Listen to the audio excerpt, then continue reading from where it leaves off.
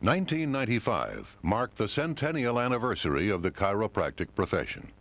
During many of those 100 years, there was little cooperation between medical physicians and doctors of chiropractic. As a result, patients were negatively affected. The chiropractic profession understands that interdisciplinary referrals must have a scientific basis. We also know that you have questions. What training do chiropractors receive? Is chiropractic care safe? And is chiropractic treatment effective? This video was produced to clearly answer those questions. If you need more detailed data, all of the literature sources have been included in a references section at the end. We are hopeful that this information will lead to a more cooperative working relationship, which will ultimately benefit the patients we serve. So what is chiropractic? Chiropractic is the discipline within the healing arts, especially concerned with the etiology, pathogenesis, diagnostics, therapeutics, and prophylaxis of functional disturbances, pathomechanical states, pain syndromes, and other neurophysiologic effects related to the neuromusculoskeletal system. Chiropractic science is concerned with the relationship between structure, primarily the spine, and function, primarily the nervous system, of the body, as that relationship may affect health.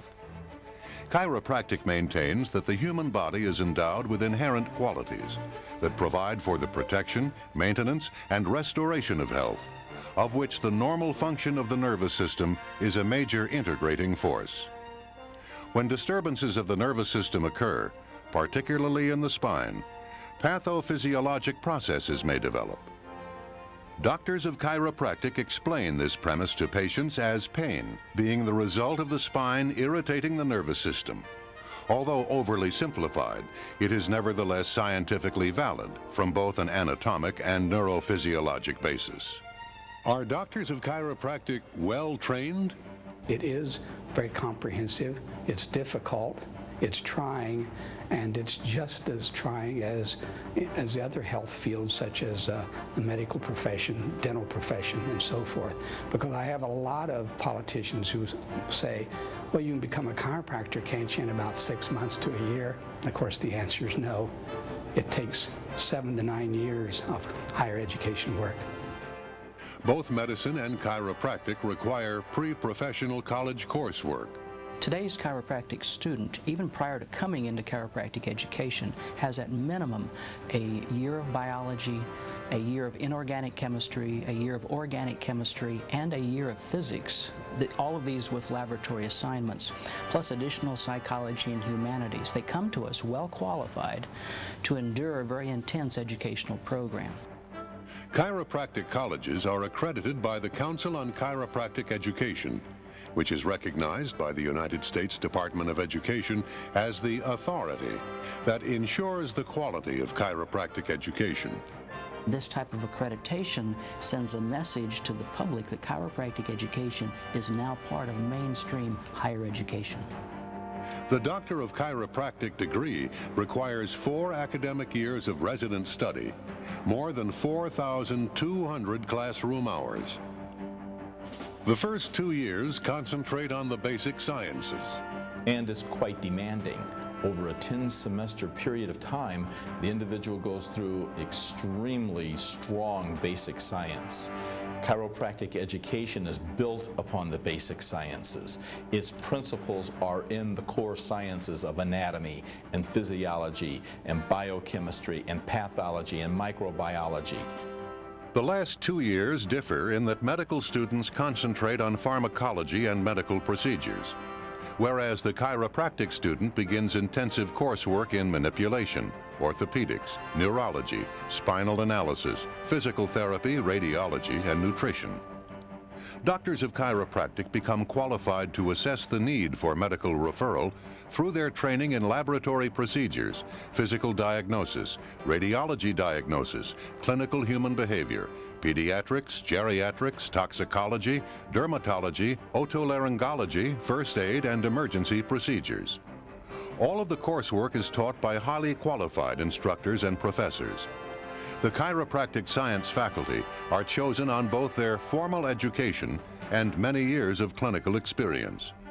The basic science faculty must have a doctorate or advanced degrees in their discipline. It's certainly not uncommon for our faculty to also be teaching and hold appointments at other area colleges and universities, especially in the areas of medicine and also in pharmacy.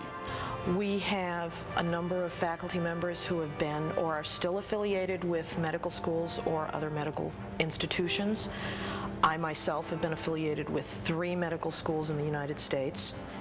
Toward the end of the 4 academic years of study, the chiropractic student practices in a public teaching clinic under the strict supervision of faculty doctors.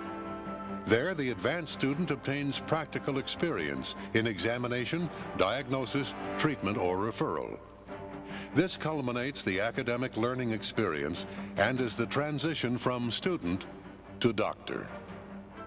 The chiropractic graduate is required to pass rigorous national board examinations. The graduate must then apply and be licensed in the state where he or she will practice. All 50 states recognize, license, and regulate the practice of chiropractic. And most states require continuing education hours each year to maintain licensure. The end result is to keep the doctor aware of advances and research in all fields of healthcare. The doctor of chiropractic has the skills to assess the overall general health of that patient and to make the decision, do I treat this patient or should this patient be referred to another healthcare practitioner? Is chiropractic safe? To answer that question, let's look at the medical literature. The Journal of Family Practice, which is endorsed by the American Academy of Family Physicians, stated that manipulative vascular injuries are remote and occur in very small numbers. They went on to say that the rare event has been used as a weapon against chiropractors. Medical doctors Sudderth and Candell, both board-certified neurologists, wrote that they have experience with many thousands of cerebral vascular accidents and have never seen a case as a result of a chiropractic adjustment. Expert testimony given by board-certified neurologist Haldeman placed the vascular injury risk at 1 in 1 million.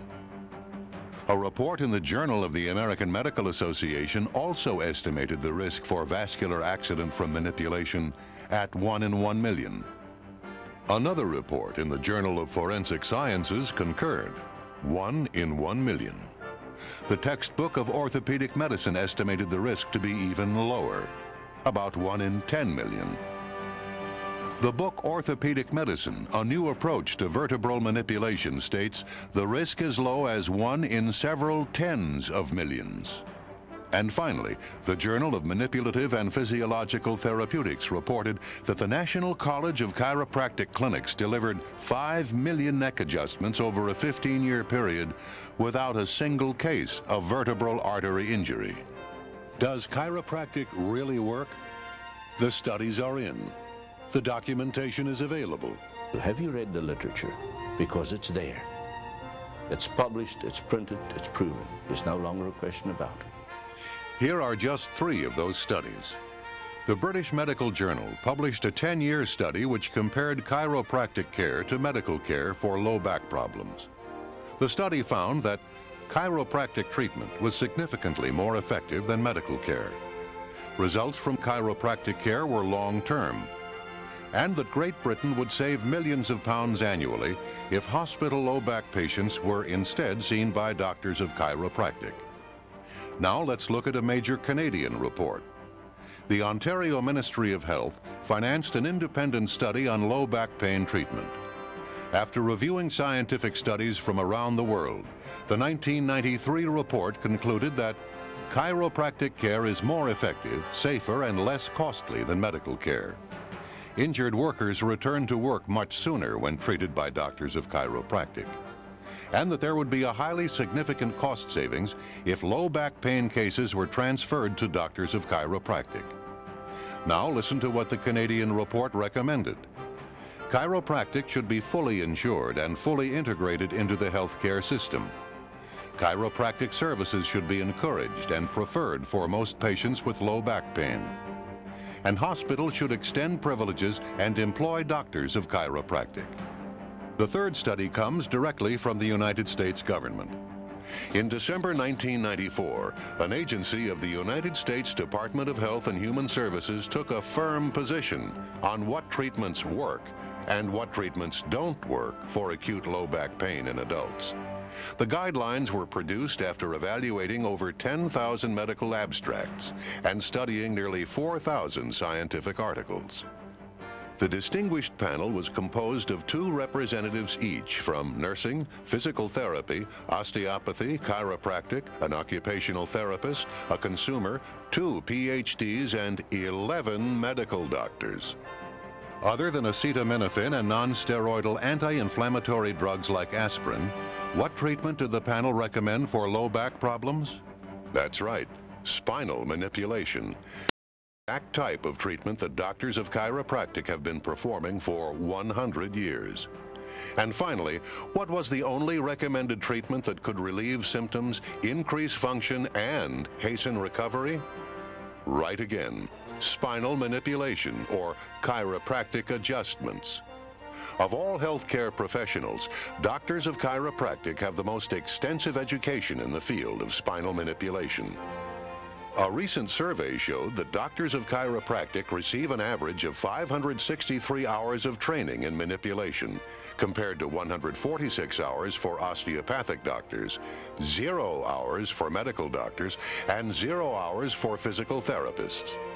It's no wonder that the chiropractic profession is acknowledged as the leader in this recommended form of treatment. That fact was even confirmed by the prestigious RAND Corporation, which reported that 94% of all spinal manipulation is performed by doctors of chiropractic. So there you have it, the extensive training that doctors of chiropractic receive, the documentation that chiropractic is extremely safe, and the studies that show the effectiveness of chiropractic care.